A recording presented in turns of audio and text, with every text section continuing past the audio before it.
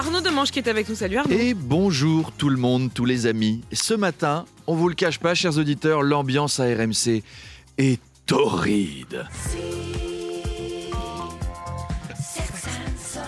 Bon alors il n'y a pas tellement de sexe et de si ce matin dans nos locaux, mais par contre il y a du sun. Hein. On est comme vous, on étouffe ce matin, on fond.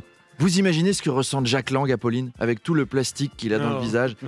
Aujourd'hui, il va ressembler à un Tupperware qu'on a mis au micro-ondes. Voilà, c'est prêt. Il fera aujourd'hui 55 degrés à Paris, 62 à Marseille, 74 à Lyon, 111 à Cannes. Donc, hydratez-vous, il faut boire environ 8 litres d'eau par heure, on m'a dit. Certaines écoles vont fermer à cause de la chaleur. Ça va pas inciter la jeune génération à respecter l'environnement, hein. Vos gamins, ils vont allumer toutes les lumières, le four, démarrer la bagnole. Qu'est-ce que tu fous, Arthur ? Ben, j'accélère le réchauffement climatique. Plus je l'accélère, moins il y a école. Eh, c'est une bonne combine. Le gouvernement a mis en place un numéro vert pour la canicule. C'est le 0800 666 666.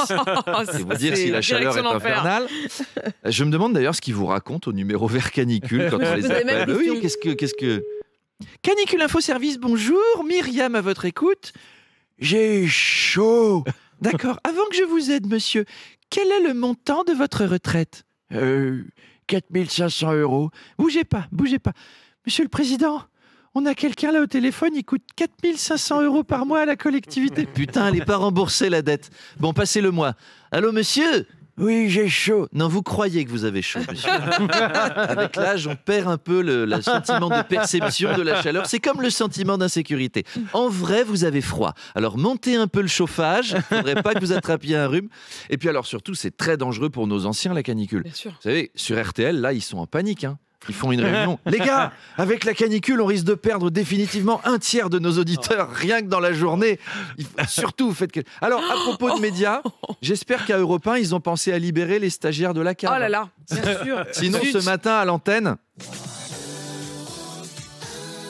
Europe 1, il est 8h, le journal, et Jordan Bardella, qui a encore été merveilleux hier lors de... Laissez-nous sortir. On est les stagiaires. Putain, les stagiaires. Constance, les clés de la cave. Je sais plus où elles sont. Attends, si. Non, il y a Jean-Marc qui me les a demandées vendredi soir. Ah, putain. Il va falloir prévenir les familles. On est foutus. Arnaud, François Ruffin a renommé son parti Picardie Debout. Il s'appelle désormais Debout. Et il veut faire gagner la gauche en 2027. Oui, il a droppé Picardie. Donc il a droppé Picardie, il garde plus que Debout. C'est Nicolas Dupont-Aignan qui doit être content. Son parti s'appelle Debout la France. Oh mais c'est vrai ça, dis donc. Il se fait même piquer la moitié de son nom de son parti alors qu'il a déjà rien, le type. C'est pas bien là, vraiment c'est comme voler son pantalon à un clodo. Bravo Ruffin là, bravo la gauche. Alors François Ruffin a déclaré « On doit être une gauche qui pue un peu sous les bras ». Alors, j'ai pris le métro pour venir. Eh bien, avec la canicule, la rame était composée à 90% d'électeurs de François Ruffin. Il a mis « Les amis, on doit être une gauche qui pue, une gauche qui sent la sueur, une gauche qui se lave pas les cheveux. » D'ailleurs, quelle différence avec les insoumis au final ? Comment on va les différencier ? Alors, sur BFM TV, ils ont diffusé le discours de François Ruffin pour le lancement de Debout, où il a appelé tous les ouvriers par leur prénom, exactement comme d'habitude. « Les amis, ce mouvement, c'est pour Polo, Ralph, Lorraine, Renaud, Zoé, levez-vous, Jean-Jacques, debout, Jamel, debout. Je veux que les ouvriers quittent le RN pour nous rejoindre. Je dis debout, les gars de la marine. Je veux que les artistes nous rejoignent. Tous ceux qui jouent du piano. Debout. C'est peut-être un détail pour vous, mais pour moi, ça veut dire beaucoup. C'est pas sur BFM qu'il fallait retransmettre son discours, c'est sur RMC Gold. C'est ça qu'on aurait dû faire. Et puis ce week-end, Arnaud, c'était la Gay Pride. Oui, qu'on appelle aussi la marche des fiertés, ou qu'on appelle aussi au RN une réunion de groupe parlementaire. D'ailleurs, il y a eu quelques frictions.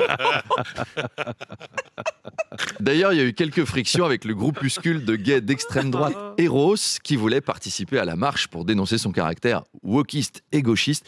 Ça va les gays d'extrême droite, vous avez déjà le 14 juillet, chacun son défilé, merde. Alors, autre polémique dans cette marche des fiertés, certains courants n'étaient pas représentés.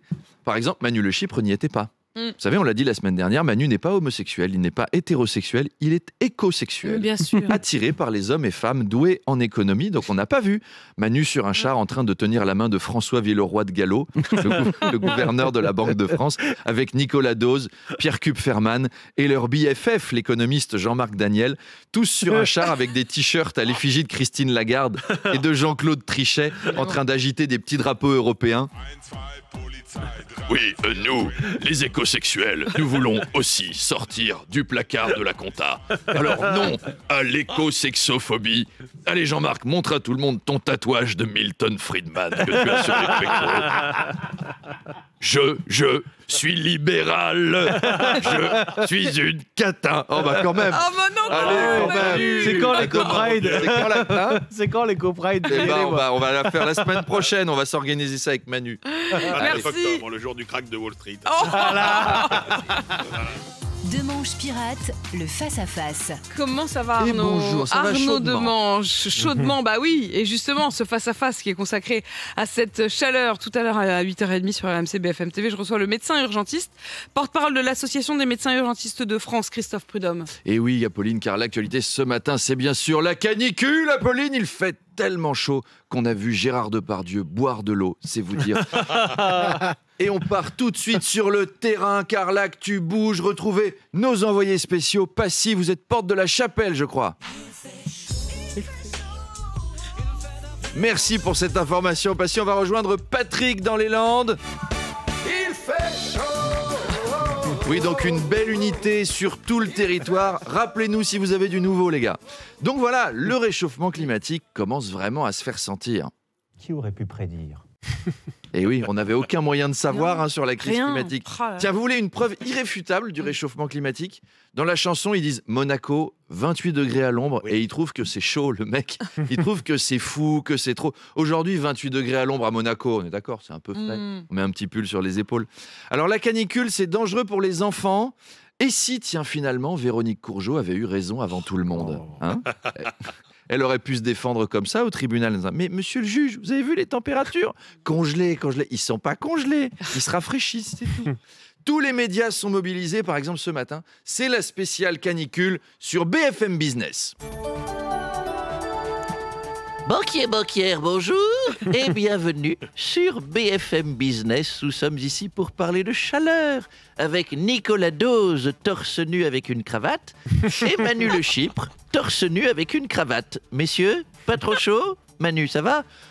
Si, un peu. Mais la chaleur a ses avantages. Si vous pensiez acheter un viager, eh bien, c'est le moment. Il y a des affaires à faire dans l'immobilier. Eh oui Manu, bonne remarque, surtout sur la Côte d'Azur, c'est plein de vieux et il fait très chaud.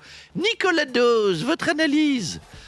Alors, la lutte contre le réchauffement climatique, eh ben ça marche pas, quoi. On n'a rien branlé depuis 40 ans. Résultat, c'est un coût économique et social énorme, alors qu'on a été prévenu, vraiment. Il y a de quoi se poignarder le fion avec une saucisse.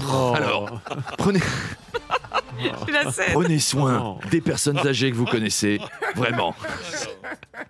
Vraiment, c'est important de prendre soin des personnes âgées. Je rappelle qu'à cause de la dernière canicule, on travaille le lundi de Pentecôte maintenant. La dernière canicule, elle nous a coûté un jour férié. Alors, si vous voulez pas perdre le 8 mai l'année prochaine, on appelle mamie. Voilà. Et si tu n'appelles pas mamie, moi, j'ai pas de problème. Je peux venir te claquer un méga coup de boule. Je suis chaud. Oui, Nicolas. C'est bon. Allez, on rejoint RMC. N'oubliez pas votre carte vitale, ou plutôt, comme on l'appelle aux États-Unis, votre carte bleue pour ce rendez-vous avec Christophe Prudhomme. Et c'est à 8h30 si on tient jusque-là. Merci.